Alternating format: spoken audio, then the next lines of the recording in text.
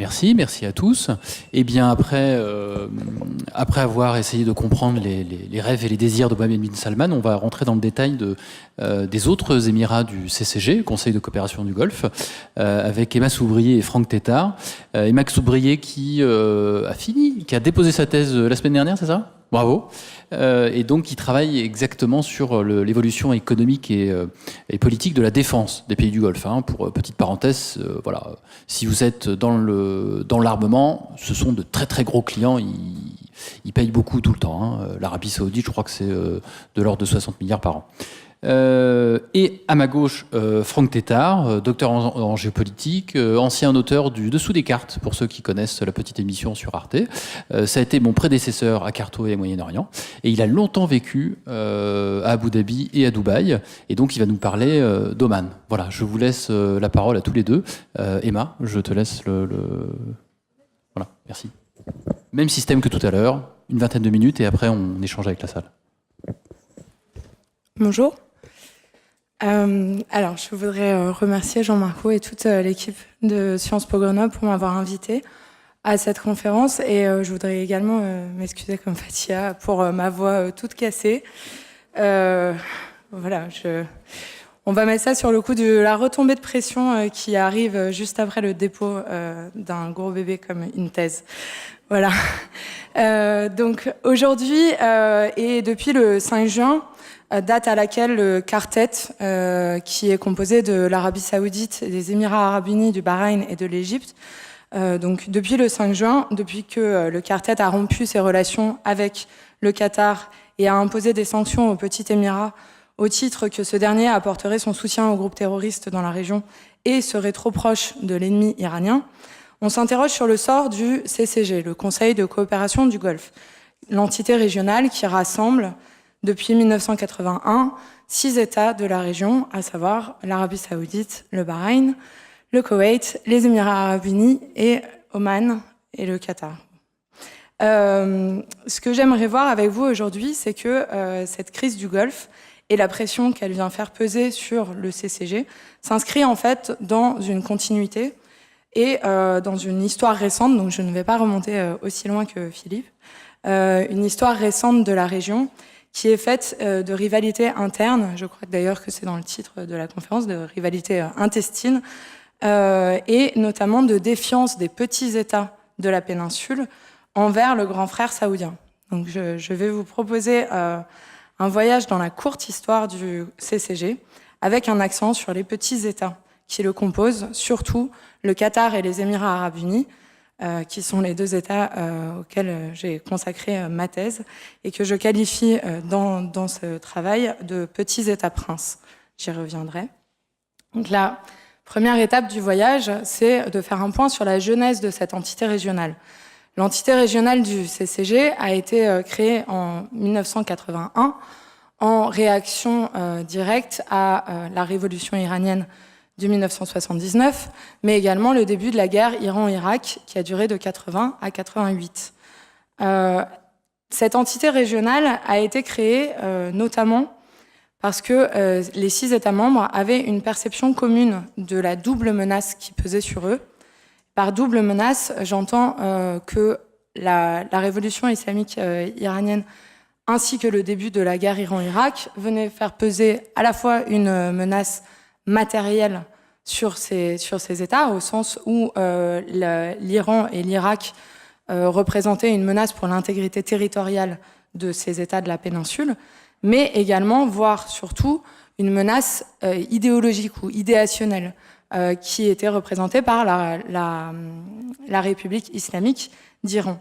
Puisque, en fait, lorsque l'Iran connaît sa révolution en 1979, il devient de facto un compétiteur idéologique vis-à-vis du royaume saoudien, ce que Riyad ne tolère pas franchement.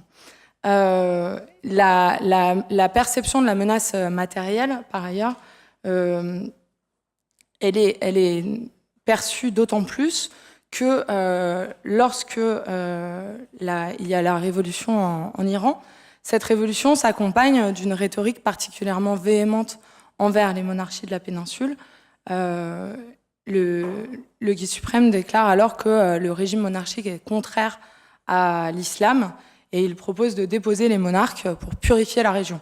Donc je précise ça puisque c'est vrai qu'on a tendance à oublier qu'au moment de la révolution iranienne en 79, ça ne sort pas juste de l'esprit des monarques de la région que l'émergence de la République islamique iranienne représente bel et bien une menace. Il y a eu des menaces proférées par l'Iran vers les monarques de la région. Donc, en tout cas, ça, c'est la genèse de cette entité régionale qui est créée sous égide saoudienne. La deuxième étape du voyage, c'est la nouvelle donne que constitue le début des années 90. Au passage, juste entre 81 et 90, fondamentalement, au sein du CCG, il ne se passe pas grand-chose. Il y a le bouclier de la péninsule qui est créé en 86, mais donc le bouclier de la péninsule, c'est le bras armé du Conseil de coopération du Golfe, mais il n'intervient pas, et à part qu'il y a une structure qui est créée, c'est plus ou moins une coquille vide. Donc, deuxième étape du voyage, le début des années 90, notamment avec l'invasion par les troupes de Saddam Hussein du Koweït. Pourquoi est-ce que le début des années 90 représente un tournant? Notamment parce que les petits États de la péninsule comprennent alors que la stratégie coopérative qu'ils avaient mis en place avec le plus grand des États de la péninsule, à savoir l'Arabie Saoudite, ne fonctionne pas puisque ça ne les protège pas. Et que le plus grand d'entre eux ne peut pas les protéger contre une invasion extérieure, qui peuvent encore moins reposer sur leurs propres moyens pour se protéger contre une menace extérieure. Donc, ces petits États réalisent que le parapluie saoudien ne suffit pas. Et par ailleurs, le début des années 90, mais là je vous apprends vraiment rien, marque l'émergence d'un monde unipolaire. Pourquoi est-ce que je parle de l'émergence de ce monde unipolaire? C'est que ça a comme impact sur les petits États dans l'ensemble du monde, pas juste dans la péninsule arabique. Ça pousse tous les petits États du monde à chercher la protection des États-Unis qui venaient d'émerger comme superpuissance mondiale.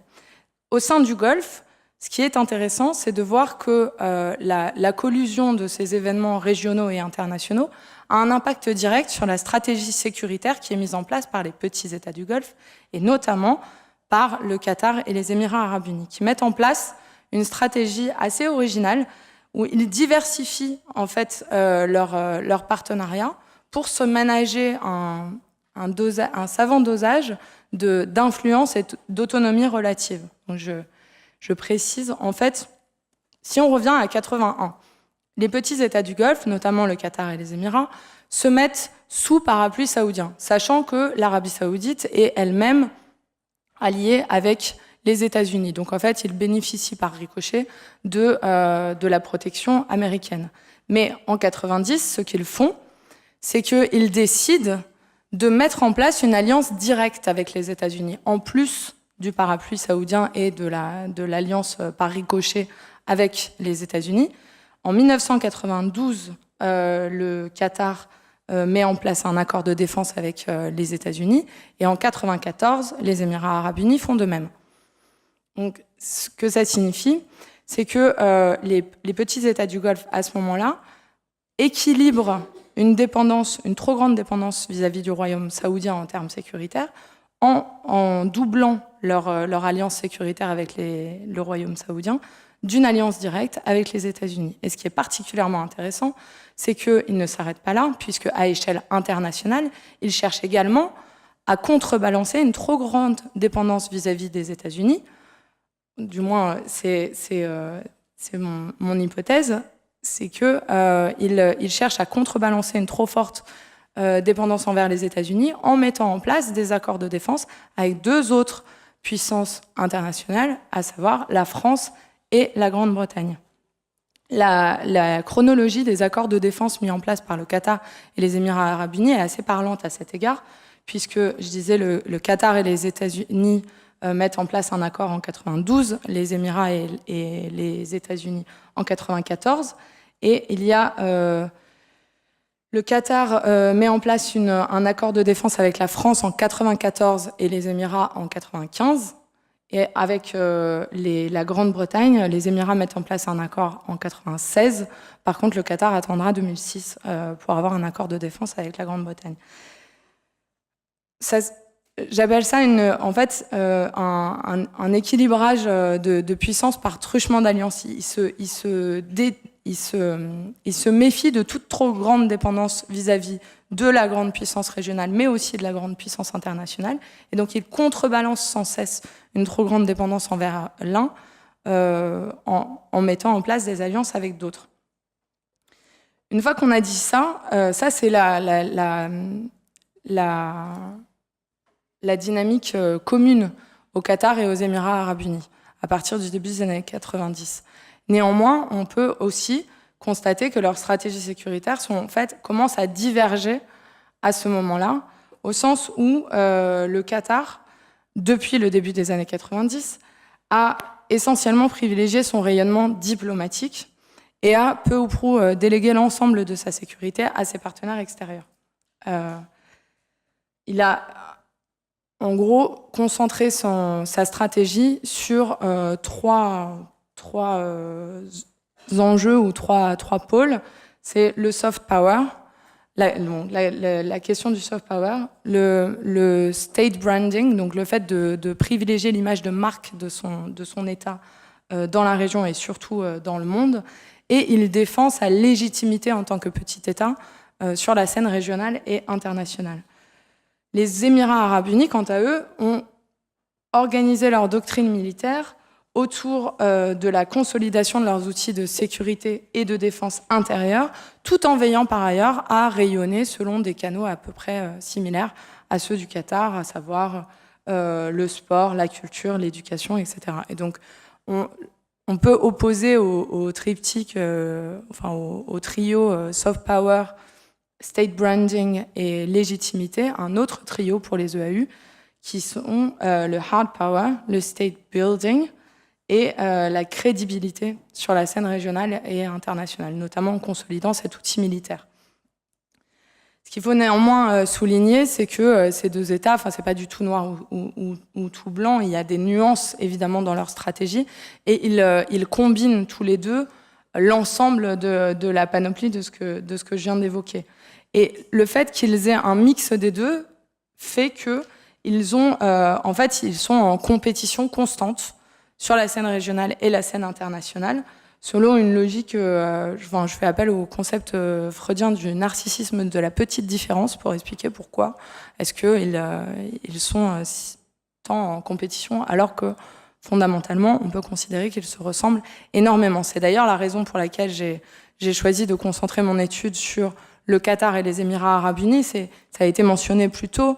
Quand on prend l'ensemble des petits États de la péninsule, on voit bien que le Koweït d'une part et Oman de l'autre sont beaucoup plus des électrons libres au sein de l'entité régionale. Ils sont davantage tournés l'un vers sa frontière nord avec l'Irak au moins jusqu'aux années 90, et l'autre plutôt tourné vers l'autre rive du Golfe, à savoir l'Iran. Donc ils sont beaucoup plus autonomes vis-à-vis de l'Arabie saoudite. Quant au Bahreïn, lui, il est au contraire beaucoup plus tourné vers l'Arabie saoudite. La raison pour laquelle le Qatar et les Émirats, en perspective comparée, m'intéressent, c'est qu'ils sont ceux qui ont le plus réussi à se ménager une autonomie relative vis-à-vis à la fois de l'Arabie saoudite et de l'Iran. Sachant que l'Irak est sorti du triangle de pouvoir régional depuis le début des années 2000, avec l'invasion américaine. Voilà. Une fois qu'on a posé la différence entre le Qatar et les Émirats, ce qui est intéressant, c'est de se demander pourquoi est-ce qu'ils sont si différents, alors leurs stratégies sont si différentes, alors qu'ils sont en apparence si similaires. Je vois plusieurs causes à ces différences. La première, c'est une question de différence démographique. On peut considérer que les Émirats arabes unis sont un petit État, alors que le Qatar est un micro-État. La population du Qatar, c'est 300 000 personnes a priori.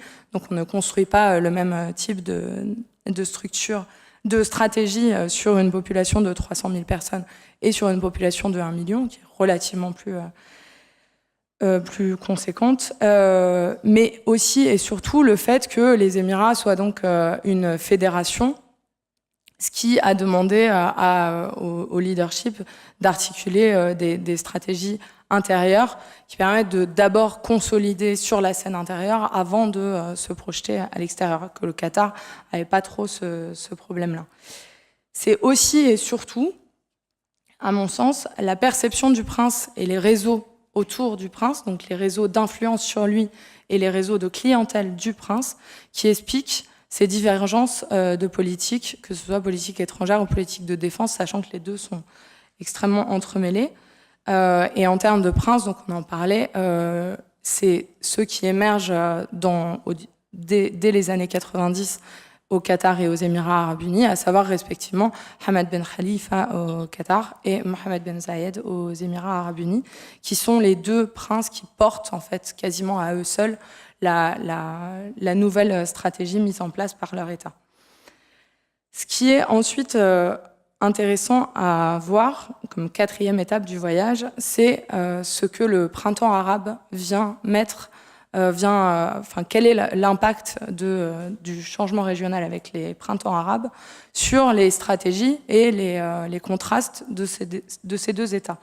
En réalité, ces deux petits États princes, à la lumière du printemps arabe, ont cristallisé, ont vraiment en fait confirmé la divergence de leur stratégie sur la scène régionale.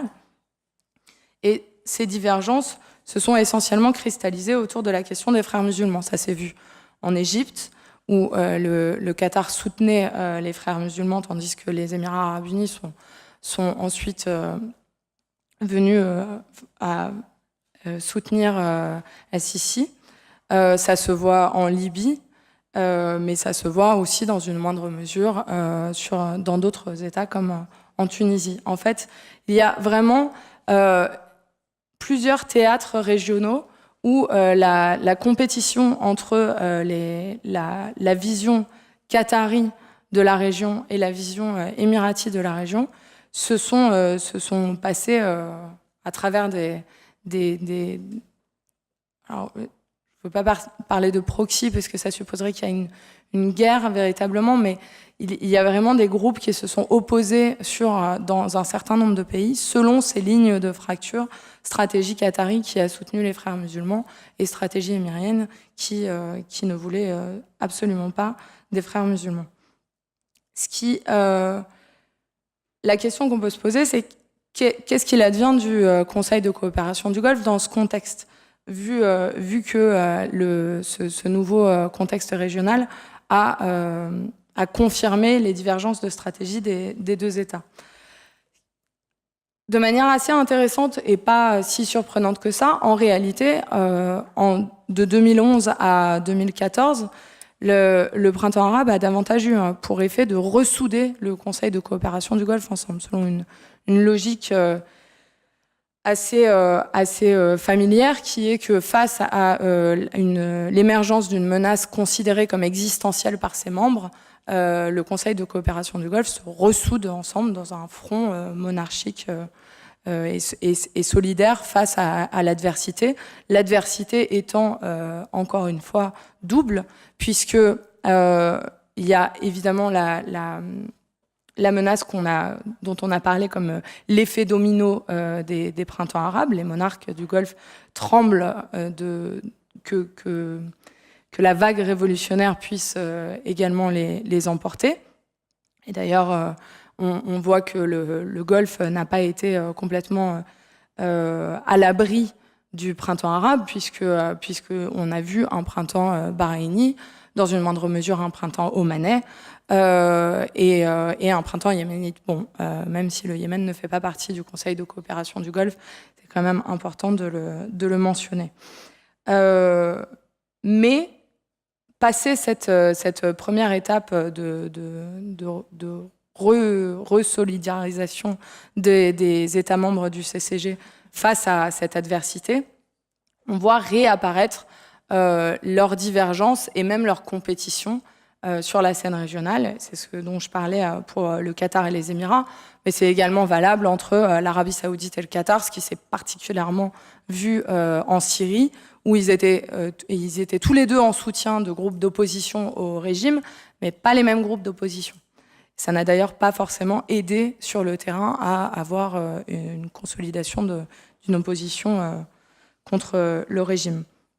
Donc, en 2014, pourquoi j'arrête à 2014 ? Parce que en 2014, il y a un premier indice de la crise qu'on connaît aujourd'hui, puisque en mars 2014, si mes souvenirs sont bons, les mêmes en fait qui ont mis le Qatar au banc du CCG aujourd'hui rompent leurs relations diplomatiques avec le Qatar, ils retirent leurs ambassadeurs du Qatar, mais cette crise-là, un peu pour les mêmes raisons que la crise d'aujourd'hui, cette crise-là est résolue assez rapidement. Le Qatar semble rentrer dans le rang.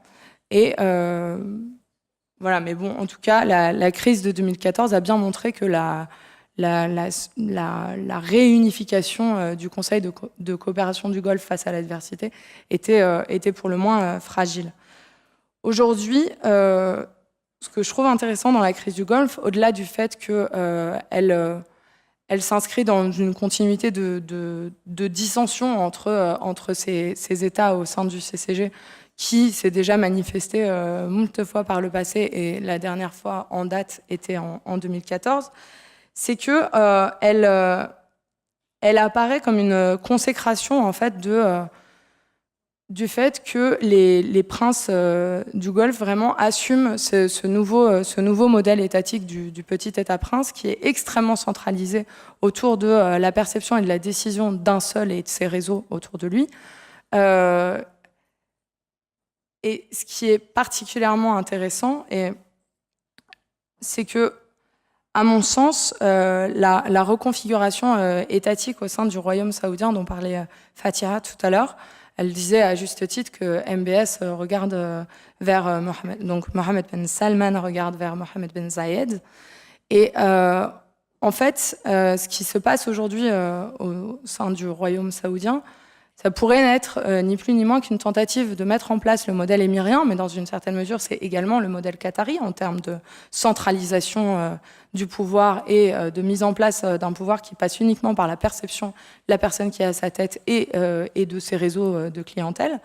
Nouveau réseau de clientèle, puisqu'il faut tuer les précédents pour instaurer les siens propres. C'est ni plus ni moins que la tentative de mettre en place, évidemment, c'est déformé par ma recherche, mais la tentative par Mohammed Ben Salman de mettre en place le modèle du petit État-prince au sein du royaume saoudien, qui lui n'est pas tout à fait un petit État. Donc ça pose beaucoup de questions sur quelle est la possibilité de réussite d'un modèle importé des Émirats dans un royaume qui est autrement plus grand, dont la démographie est autrement plus importante. Et bon, je n'ai pas la réponse, mais on peut se poser la question. En tout cas, aujourd'hui, on peut considérer que la crise du Golfe montre que ce modèle du petit État-prince est consacré, est consacré, et qu'il a même une influence sur le pays qui reste le plus important du Conseil de coopération du Golfe, et qu'en fait la consécration de du modèle du petit État-prince qui met l'accent qui est une approche extrêmement statocentrée, voire égocentrée, puisque centrée sur les intérêts propres du prince, sont antithétiques avec l'entité régionale du Conseil de coopération du Golfe, et en fait amènent à sa destruction, ni plus ni moins. Et je sais que je dois terminer, mais je voulais terminer en disant, terminer en disant que le Conseil de coopération du Golfe aujourd'hui, on voit que il est en fait non seulement mis à mal par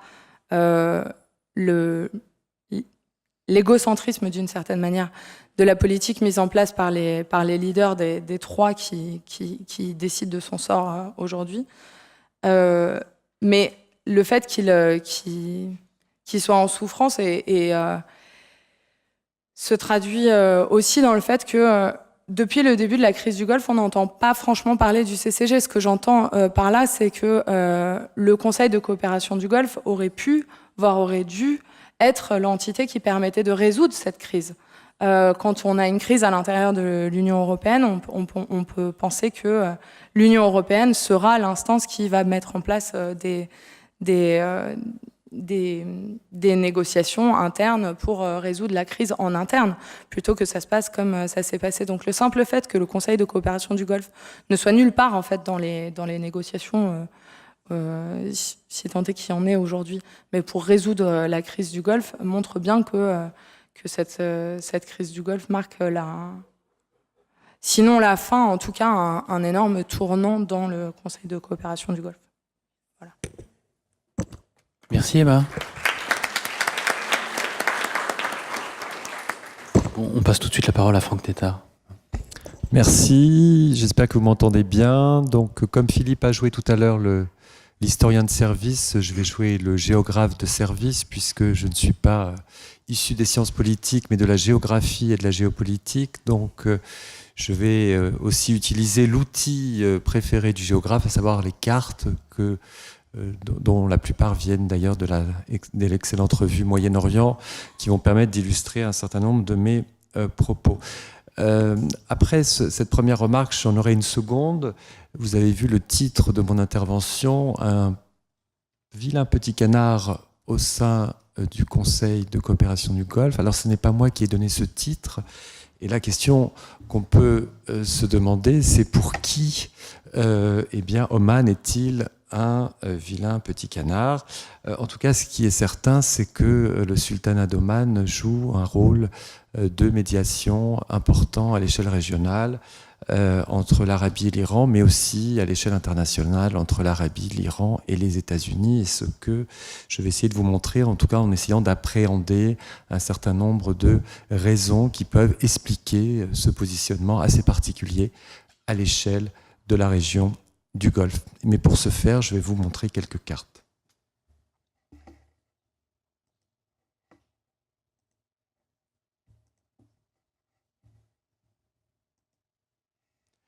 Alors la première carte qui me semble intéressante de vous montrer, c'est celle-ci.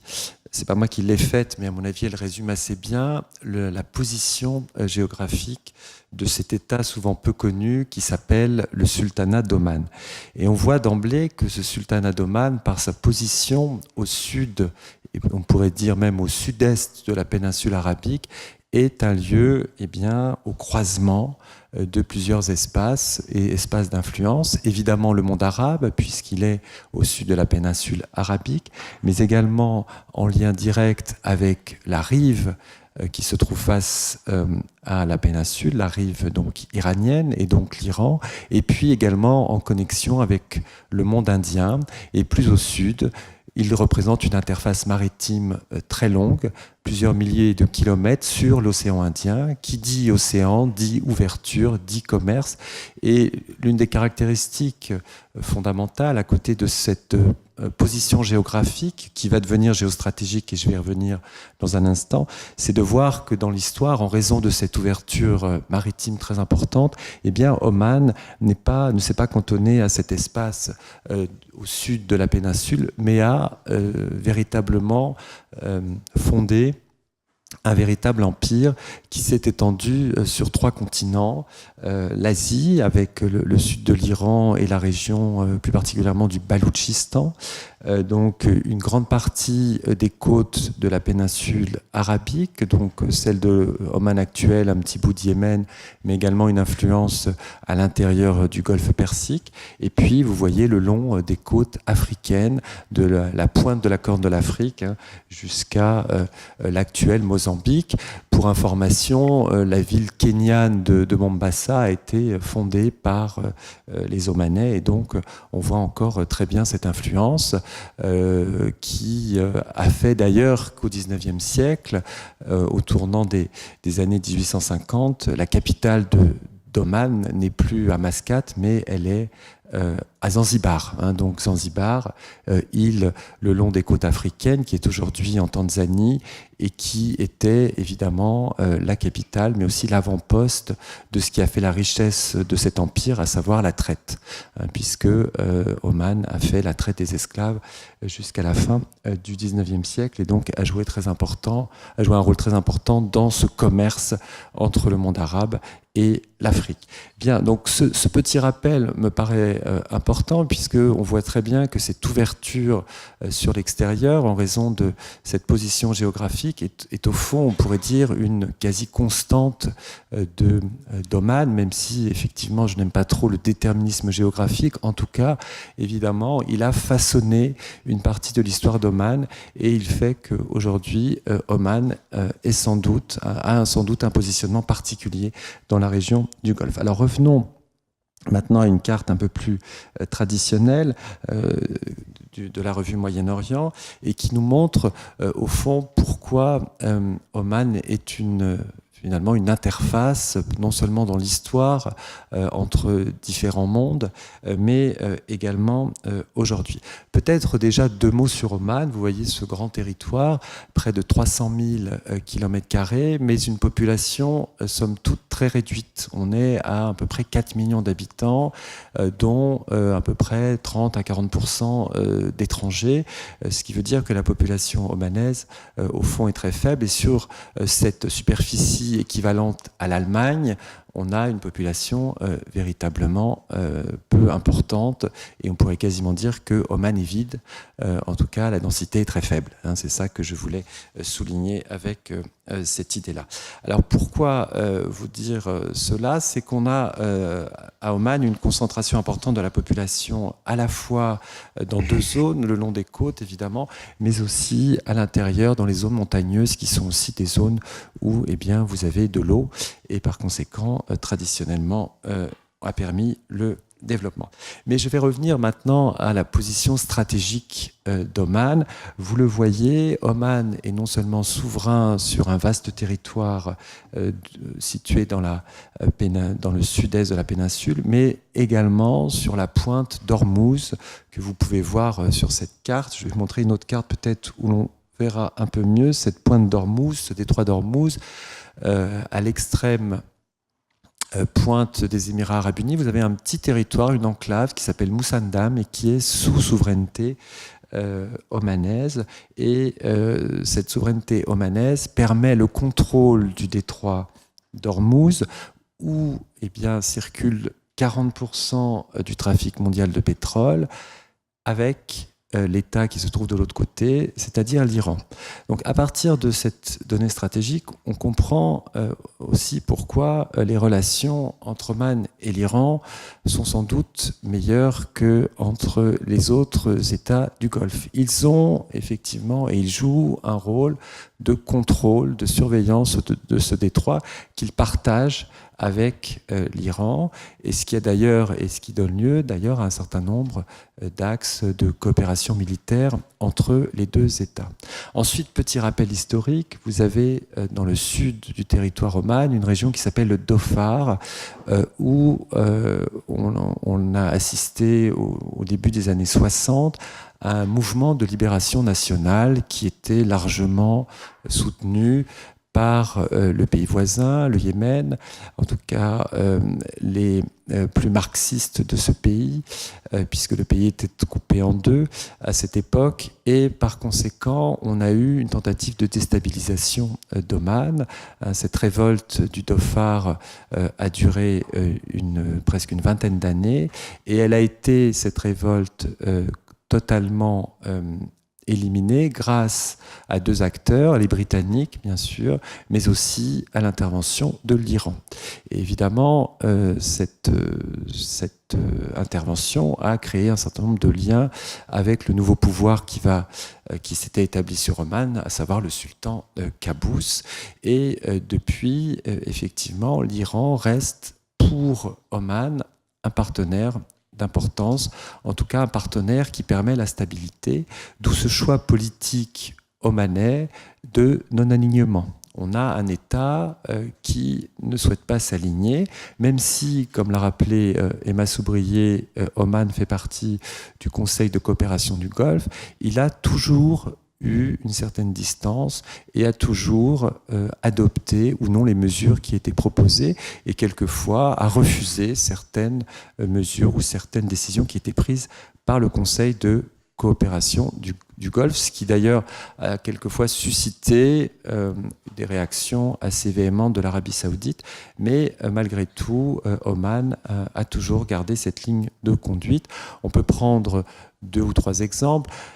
Le premier exemple, le Conseil de coopération du Golfe, on a surtout évoqué le volet militaire, mais au début, à la fin des années 90 et surtout au cours des années 2000, ont été évoqués des volets plus économiques et la transformation de ce Conseil de coopération du Golfe en une sorte de Union européenne, en tout cas, ou en tout cas une union monétaire, une union économique et monétaire.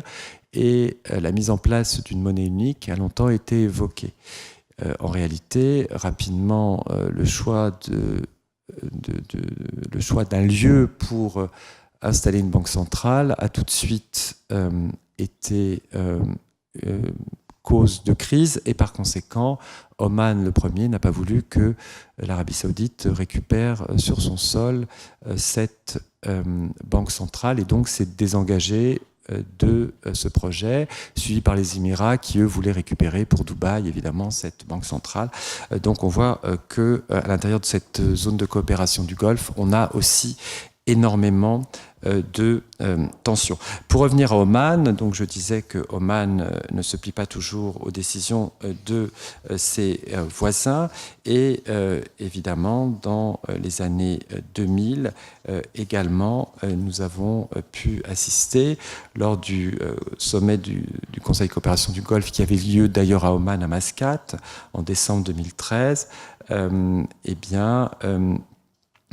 donc le Oman qui s'est totalement désengagé de ses projets d'union et puis de la même façon qui ne suit pas et n'a pas suivi les directives de l'Arabie Saoudite ni du Conseil de coopération du Golfe concernant le Qatar, que ce soit lors de la crise de 2014 qu'on a évoqué tout à l'heure ou lors de la crise de 2017. Donc un positionnement toujours qui est en dehors de la ligne qu'ils se sentent imposés par Riyad. Vis-à-vis des Américains, en raison de cette position stratégique, il paraît évident que les Américains se sont rapprochés de Oman et en tout cas ils disposent de 2 bases ou de facilités militaires, notamment l'une que l'on voit sur l'île de Masira. Alors est-ce qu'on voit mieux sur cette carte? Je pense que oui, qui est ici l'île que vous voyez au large de la grande île que vous voyez au large de Duqm et qui donc héberge les facilités militaires américaines. Puis vous en avez une autre également. Et évidemment, l'idée pour les Américains, c'est de se positionner à l'entrée du Golfe et de pouvoir non seulement assurer la protection de Oman, mais assurer la protection de l'ensemble du Golfe, y compris des approvisionnements énergétiques du Golfe. Bien, donc un acteur américain qui est également intéressé par Oman, puisque Oman, comme je disais tout à l'heure, a toujours voulu jouer les médiateurs dans la zone et a donc joué un rôle très important dans les négociations qui ont commencé en 2013 pour trouver une solution à la crise autour de la nucléarisation de l'Iran. Et Oman a donc servi de point de rencontre par sa diplomatie entre Américains et Iraniens. Donc Oman se positionne parfaitement dans ce jeu régional comme un intermédiaire tout à fait sûr pour les deux et reconnu de part et d'autre, qu'il s'agisse des Américains ou des Iraniens. Il faut aussi rappeler le rôle d'Oman joué par Oman dans un certain nombre de médiations suite à des enlèvements, des prises d'otages. Des Américains pris en otage par l'Iran ont été libérés par l'intermédiaire de la diplomatie ou grâce à l'activisme de la diplomatie iranienne. Vous avez eu la même chose lorsque des ressortissants français ou américains ont été enlevés au Yémen. C'est de nouveau cette diplomatie omanaise qui a réussi à résoudre ces problèmes et à faire libérer ces otages. Donc on voit effectivement pour Oman un certain nombre de points importants qui montrent cet activisme et cette volonté de jouer un rôle de médiation et qui sans doute découle de cette position d'interface. Alors après, on peut essayer de comprendre aussi au niveau interne pourquoi intervenir à l'extérieur. C'est aussi effectivement pour éviter les crispations internes. Et je pense qu'à nouveau, convoquer l'histoire et se souvenir de cette rébellion, cette révolte au Dhofar est un élément d'explication qui permet aussi d'expliquer ce positionnement assez intéressant d'Oman. Alors pour conclure, je pense qu'il faut considérer Oman comme au fond un État non aligné dans la région du Golfe. Non aligné ne veut pas dire qu'il n'appartient à aucune alliance, puisque c'est un membre du Conseil de coopération du Golfe, mais en tout cas qui n'a pas une diplomatie proactive, comme peuvent l'avoir l'Arabie Saoudite, ou même dans une autre dimension qui a été rappelée précédemment, le Qatar ou les Émirats Arabes Unis. À côté de ça, Oman tente de s'adosser sur une image internationale très positive. J'ai rappelé le rôle d'Oman dans la libération d'otages, le rôle d'Oman dans la médiation entre l'Iran et les États-Unis, qui a conduit par conséquent à cet accord du 14 juillet 2015 et qui a donc permis à l'Iran de se réinsérer aux grandes dames de l'Arabie Saoudite dans la communauté internationale et d'être levé des sanctions. Pour information, Oman a pas mal servi au contournement de l'embargo et des marchandises lors de l'embargo américain vis-à-vis de l'Iran. Certains parlent aujourd'hui d'Oman comme la Suisse du Moyen-Orient. Ça devient un État aussi très attractif en termes touristiques et donc parce qu'il dispose d'une image très forte également de stabilité à l'échelle de la région. Et au fond, la question qu'on peut se poser, c'est que cette attractivité que l'on voit en termes touristiques, cette image positive qui émane d'Oman, au fond, ne sert-elle pas aussi à son projet économique ? Pourquoi ? Parce que Oman, je l'ai dit tout à l'heure, grand pays, petite population, une économie beaucoup moins dynamique que ses voisins. À la fois, les réserves de pétrole sont moindres, à la fois la diversification a un peu plus de mal à se mettre en place, à la fois on a des inégalités qui restent encore fortes dans la société et on a évoqué tout à l'heure le printemps arabe. Oman, effectivement, a dû placer une partie de son budget sur des mesures sociales afin de préserver la paix sociale. Donc aujourd'hui, l'attractivité d'Oman passe aussi par cette image et positive à cette attractivité pour attirer des IDE et pour permettre son développement. Il y a un grand projet de port à Duqm qui doit effectivement et qui est dans la volonté d'Oman de devenir un grand hub portuaire et de transbordement de marchandises sur l'océan Indien qui doit être connecté avec le reste de la péninsule arabique et les Émirats voisins. On a déjà une infrastructure très importante qui est connectée en termes d'oléoduc et de gazoduc qui permet le contournement du détroit d'Ormuz. Donc on a véritablement cette volonté aujourd'hui, on a le sentiment aujourd'hui que Oman joue de nouveau de cette position géostratégique pour, au fond, dans le cadre de sa diversification économique, devenir non plus rentier par le pétrole, mais rentier par sa position stratégique. Voilà, je vais m'arrêter là pour laisser le temps aux questions et je vous remercie de votre attention.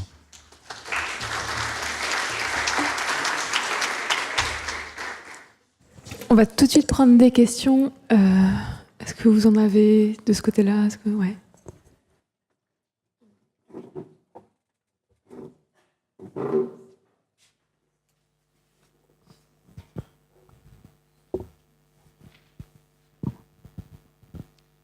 Merci. Ma question s'adresse à Franck Tétart. Est-ce que Oman a aujourd'hui les moyens d'avoir cette diplomatie de la médiation que vous avez décrite, que le pays a eu historiquement, en sachant que le sultan est très malade, qu'il n'a pas de descendance, et que la fin du pétrole est annoncée pour 2030. Merci. Ma question s'adresse à Madame Soubrier. En 2015 ou en 2016, j'avais appris que les membres du CCG avaient convié le Royaume du Maroc à venir rejoindre leur groupe, en tout cas à participer à une des assemblées. Bon, géographiquement, ça paraît pas très cohérent d'inviter le Maroc au Conseil de coopération du Golfe. Mais j'aimerais savoir, selon vous, quel est l'intérêt pour les membres du CCG de s'afficher aux côtés du Royaume du Maroc? Merci. Moi, c'est plutôt pour Monsieur Tétart. Donc, en fait, ma question, c'est, comme vous l'avez dit, Oman a une grande puissance, enfin, a un certain pouvoir diplomatique. Et dans ce cas-là, pourquoi est-ce qu'il ne joue pas plus un rôle de médiateur dans le cadre de la crise du Qatar?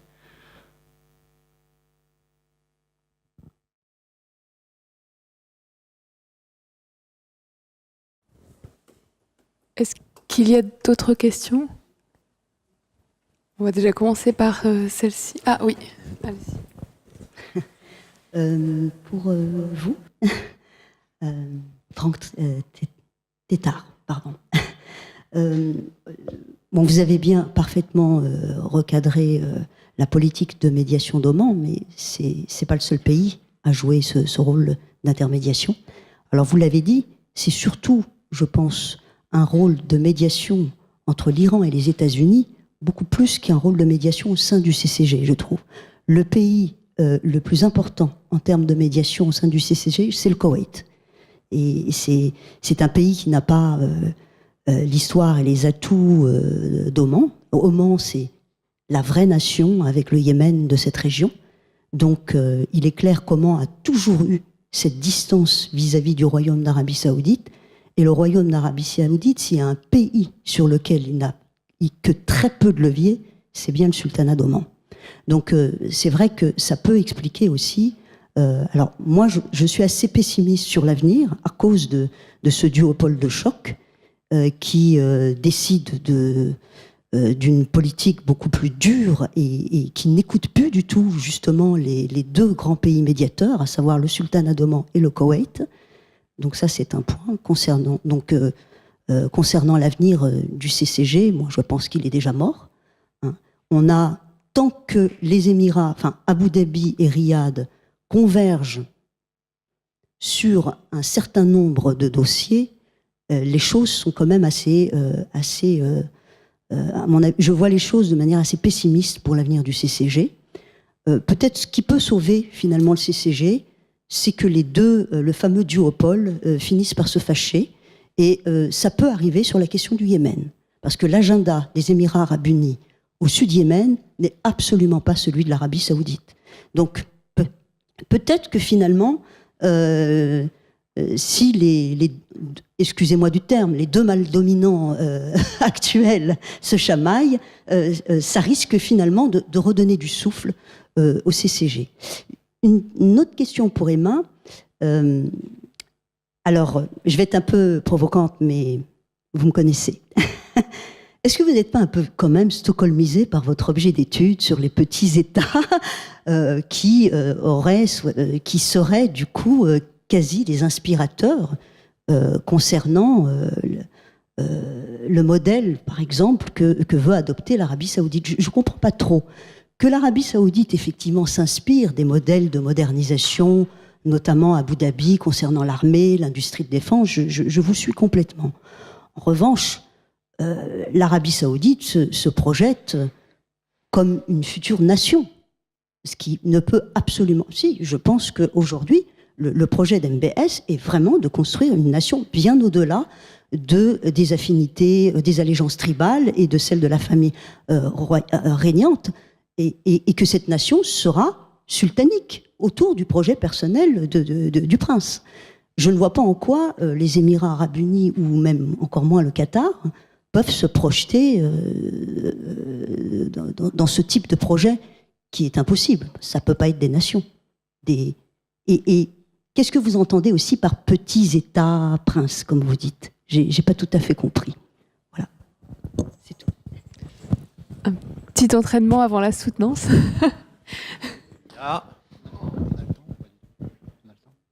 Oui, moi j'ai quelques questions, des questions ponctuelles. D'abord pour Emma. Alors ça répond sur la question de Fatiha Daziani, donc le CCG, son avenir ou pas, etc. Est-ce que encore aujourd'hui on parle de marché commun ou pas?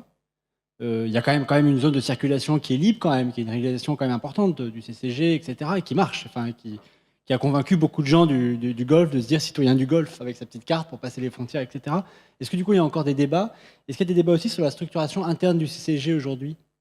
Donc peut-être tu as entendu parler, la façon dont ça fonctionne, comment on parle, comment on débat, qui gère les dossiers, etc. Donc au sein du CCG, est-ce qu'il y a des débats sur la structuration? Bon, c'est une question, hein, etc.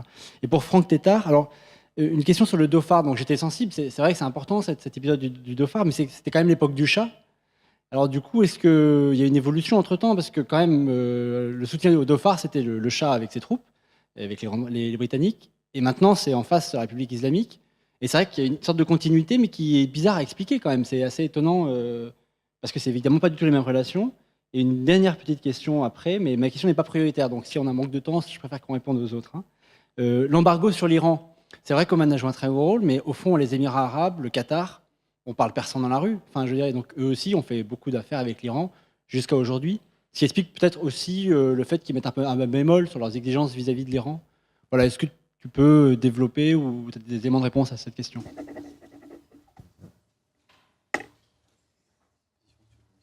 Bien, je vais commencer à revenir. Donc, il y avait une première question sur est-ce qu'au fond, le sultanat d'Oman a-t-il a-t-il les moyens de sa politique et de ce positionnement en tant que médiateur?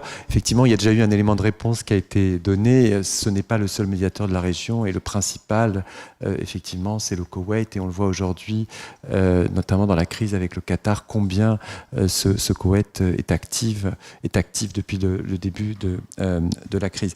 Toutefois, pour les négociations avec l'Iran et les États-Unis, il a joué un rôle fondamental, et il essaye à son échelle de pouvoir apporter des solutions. On voit aussi bien cette volonté d'apporter des solutions à une échelle, je vais dire, plus humaine ou humanitaire, avec les otages et la série d'otages qui ont pu être libérés grâce à sa diplomatie. Mais je ne pense pas que l'ambition du Qatar est de devenir et d'avoir une politique de médiation qui soit la principale cause de sa politique, enfin qui soit vraiment sa priorité politique. Je pense que c'est un État qui est pragmatique. J'évoquais en conclusion son positionnement, qui souhaite effectivement le maintien d'une stabilité régionale, parce que c'est un peu lié aussi à sa diversification, hein, comme vous l'avez annoncé, évoqué. Aujourd'hui, les hydrocarbures effectivement ne sont plus la principale cause d'enrichissement, et les ressources sont quasiment épuisées. Donc il faut effectivement diversifier, et la stabilité est évidemment au cœur de son développement, et notamment ces gros projets le long de la côte de l'océan Indien, autour de ce hub portuaire et de cette zone franche en construction, mais qui a pris beaucoup de retard, du KEM, et par conséquent, je ne crois pas que la volonté d'Oman est de faire et de mettre des moyens supplémentaires dans une diplomatie qui serait une diplomatie d'un grand État. Ils savent leurs limites, ils connaissent cela, ils connaissent très bien les moyens qu'ils ont, mais avec les moyens qu'ils ont, ils essayent en tout cas de favoriser la stabilité de cette région du Golfe. Pour revenir donc, ensuite il y avait une question sur la médiation du Qatar. Oui, ça a été effectivement répondu. Ce n'est pas le seul État et le Koweït à cet égard joue un rôle considérable qui dans les différentes crises.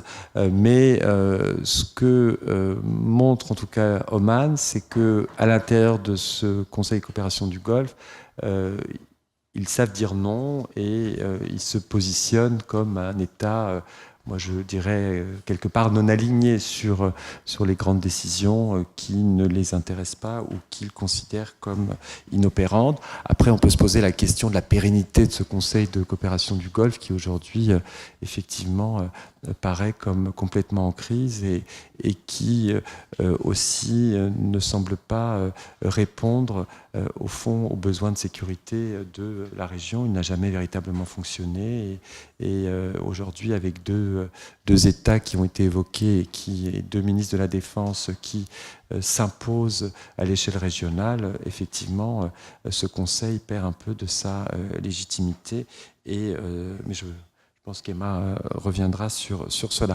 Ensuite, il y avait la question du Dhofar.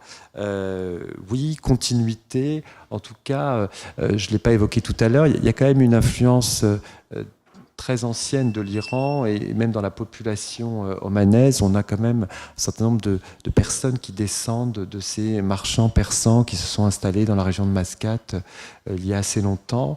Est-ce que cela peut être un élément explicatif de cette proximité?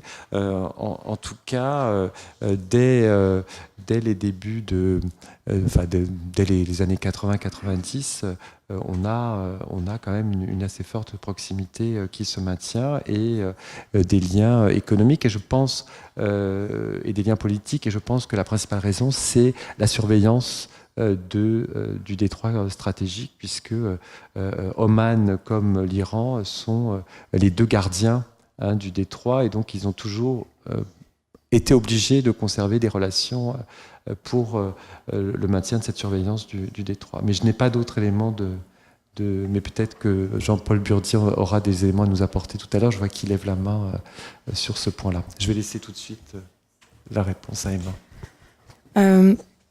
Oui, merci pour vos questions. Concernant le Maroc, je ne sais pas si c'était en 2015-2016, dans mon souvenir c'était avant ça, et c'était pas seulement au Maroc, mais c'était au Maroc et à la Jordanie.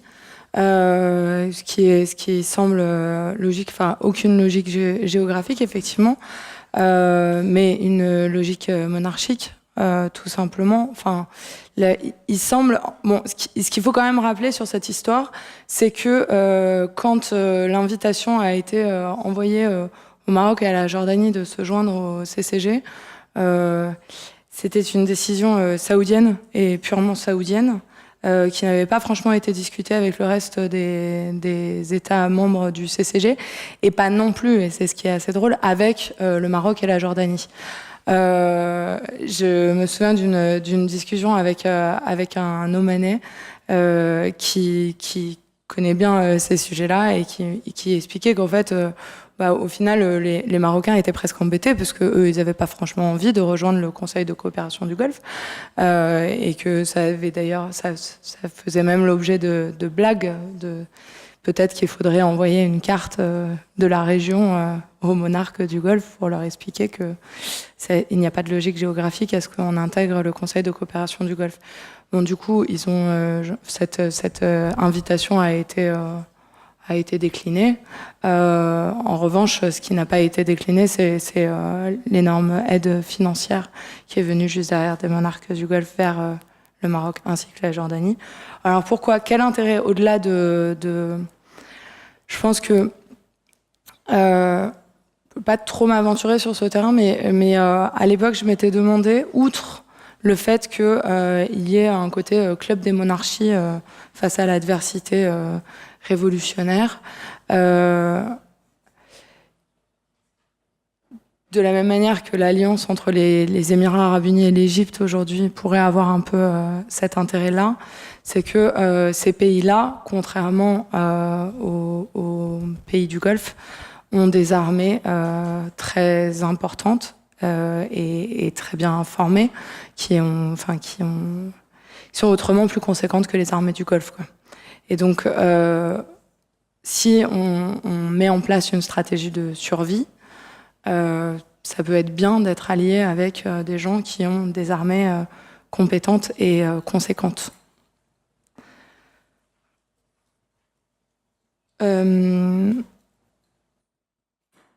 Juste rapidement, Philippe, concernant le marché commun, il me semble que justement, depuis le début de la crise du Golfe, les restrictions qui ont été imposées au Qatar sont en fait contraires aux règles de ce marché commun, et que le Qatar a justement porté plainte pour dire qu'il y avait un problème entre les règles établies au sein même de l'entité et les restrictions qui sont imposées par ses voisins. Donc du coup, clairement, la crise du Golfe met en berne cette idée du marché commun. Enfin, à la frontière, ça ne passe plus avec le Qatar. Donc, quant à savoir les débats au sein du CCG, vraiment, je ne sais pas. Ah oui, alors, est-ce que j'ai été stockholmisée par mon objet d'étude ? Je pense que tous les chercheurs sont un peu stockholmisés par leur objet d'étude. C'est fatal. Passer 5 ans sur un sujet, on ne peut pas se laisser, on ne peut pas être complètement imperméable à son objet d'étude. Ce serait bizarre. Néanmoins, je pense vraiment qu'il y a des similitudes entre... Vous parliez justement tout à l'heure d'une révolution de paradigme. Et je crois que Stéphane Lacroix aussi a écrit un très bon papier dans l'Orient 21 sur le fait que Mohammed Ben Salman était en fait prenait cette figure de l'autocrate modernisateur qui était finalement la figure de Mohammed Ben Salman Zayed, pardon. Un peu plus d'une décennie avant lui. Et vous le soulignez aussi d'ailleurs dans votre exposé, il y a une vraie relation entre Mohammed Ben Zayed et Mohammed Ben Salman, le premier étant le mentor véritablement du second. Et ce qui me fait... Après, je vous rejoins sur le fait que le Qatar peut pas franchement être considéré comme un modèle pour l'Arabie Saoudite, mais à partir du moment où je trouve que même s'ils ont adopter des stratégies vraiment divergentes, les bases sur lesquelles reposent leurs stratégies sont vraiment, à mon sens, les mêmes. Au sens où il y a effectivement une concentration extrême de la prise de décision qui est autour de une personne et de son petit cercle autour, qui, contrairement à auparavant, n'est pas nécessairement juste le cercle familial, mais vraiment un nouveau réseau de clientèle qui est mis en place par le prince, qui fait table rase des réseaux précédents pour instaurer ses propres réseaux et dire voilà comment moi je vois les choses, avec au cœur de la stratégie de ces deux princes, donc au Qatar et aux Émirats Arabes Unis, une perception qui leur est vraiment propre et personnelle. Je pense notamment à la question de... ça nous emmène autre part, c'est pas vis-à-vis de l'Arabie Saoudite cette fois, mais la vision de Mohammed Ben Zayed vis-à-vis de Oman est assez parlante à ce niveau-là. Il y a une histoire que l'on raconte, on rappelle que du temps de Shah Zayed, donc le père de Mohammed Ben Zayed, le sultan d'Oman avait envoyé les troupes à la frontière sur les terres contestées entre Oman et les Émirats Arabes Unis. Et le sultan voulait envoyer ses troupes pour récupérer le territoire. Et Mohammed Ben Zayed, qui était déjà un fringant jeune homme dans les forces armées émiriennes, lui aurait voulu qu'ils aillent affronter les troupes omanaises pour défendre leur territoire. Mais son père n'a pas eu du tout la même réaction et il a dit s'ils veulent avancer, qu'ils viennent jusqu'ici, ça leur appartient. Je ne tolérerai pas que du sang émirien soit versé dans une lutte contre les frères omanais. Et face à cette réaction extrêmement raisonnable, on pourrait dire, de Cheikh Zayed, qui n'est certainement pas celle qu'aurait souhaité avoir son fils, déjà à l'époque, Mohammed Ben Zayed. Donc, face à cette réaction, le sultan a retiré ses troupes. Et on rappelle souvent cette histoire pour dire que depuis lors, Mohammed Ben Zayed s'est méfié des Omanais et que c'est devenu, ça fait partie de sa perception extrêmement personnelle de ce qu'il souhaite mettre en place dans la région. Et donc on raconte, encore une fois, ce sont les petites histoires qu'on raconte dans la région, que la première chose que Mohammed Ben Zayed a fait quand il est arrivé véritablement à une position qui le lui permettait en 2004, à la mort de son père, c'est qu'il a fait renvoyer tous les Omanais qui étaient notamment dans les services secrets des forces armées émiriennes, et qu'il a vraiment renvoyé tous les Omanais, et qu'il a une animosité où il se méfie énormément des Omanais. Ça tient à son histoire personnelle.